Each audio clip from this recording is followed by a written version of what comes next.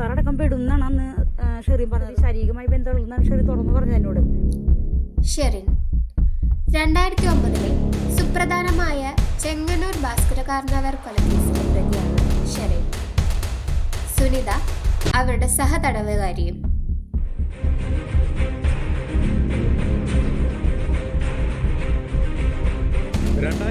November 7 Bhaskar കാർണവരെ വീട്ടിലെ കിടപ്പുമുറിയിൽ കൊല്ലപ്പെട്ട നിലയിൽ കണ്ടെത്തിയത്. 35 വർഷം ന്യൂയോർക്കിൽ സ്റ്റോർ കീപ്പറായിരുന്നു കാർണവർ. ഭാര്യ ശാന്ത 1.5 വർഷം മുൻപ് മരിച്ചതോടെയാണ് കാർണവർ ചെറിയനോട് തുരുത്തിന്മേൽ വീട് വെച്ച് താമസമാക്കിയത്.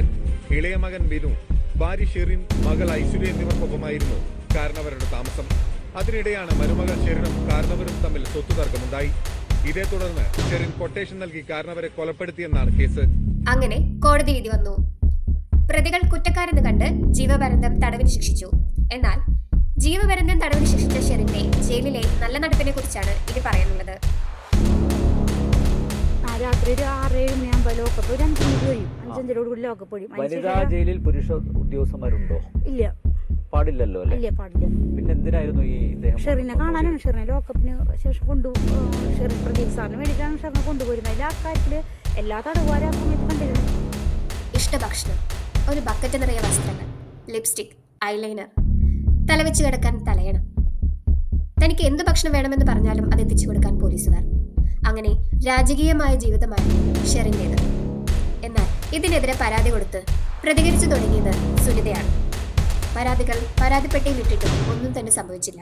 ഈ കൈരളി ചാനലിന്റെ പരാതി ലൈവായിട്ട് പ്രദർശിപ്പിച്ചു എന്നാണ് ഞാൻ അറിഞ്ഞത്. അതിനുശേഷം എന്നെ സൂപ്രണ്ടാണ് ആദ്യം വിളിപ്പിച്ചത്. സൂപ്രണ്ട് ഒന്ന് ചാടിത്തുള്ളിൽ വിളിച്ചിട്ടുണ്ട്, സുനിത ഇവിടെ ഞാനറിയാതെ എങ്ങനെ സുനിതയുടെ പരാതി ഇങ്ങനെ പുറത്തേക്ക് വരുന്നത്. അപ്പം എനിക്ക് സത്യത്തിൽ എന്താണെന്ന് മനസ്സിലായില്ല. അവരോട് സുനിതയുടെ പരാതി കൈരളി ചാനലിൽ കാണിച്ചു നോക്കുന്നുണ്ട്. പിന്നെ ഞാൻ പറഞ്ഞു വേണം, ഞാൻ പരാതി ഞാൻ പുറത്തേക്ക് അയച്ചു തന്നു. അപ്പം ഞാൻ പറഞ്ഞ പരാതിപ്പെട്ടിൽ പരാതി ഇട്ടിട്ട് തന്നെ സെഷൻസ് കോടതി, എനിക്ക് കോടതിയിൽ നിന്നൊന്നും വന്നില്ല. പിന്നെ മേഡത്തിന് ഞാൻ പരാതി എന്നിട്ടൊരു കാര്യം ഉണ്ടായിരുന്നില്ല. അതുകൊണ്ട് എൻ്റെ പരാതി ഞാൻ പുറത്തേക്ക്. ജയിലിലെ സുഖജീവിതം, DIGയുമായുള്ള ശാരീരിക ബന്ധം, ഇതെല്ലാം പുറത്തു വന്ന സ്ഥിതിക്ക് ഇനി എന്തായിരിക്കും നിയമ നടപടികൾ? കാത്തിരിക്കാം.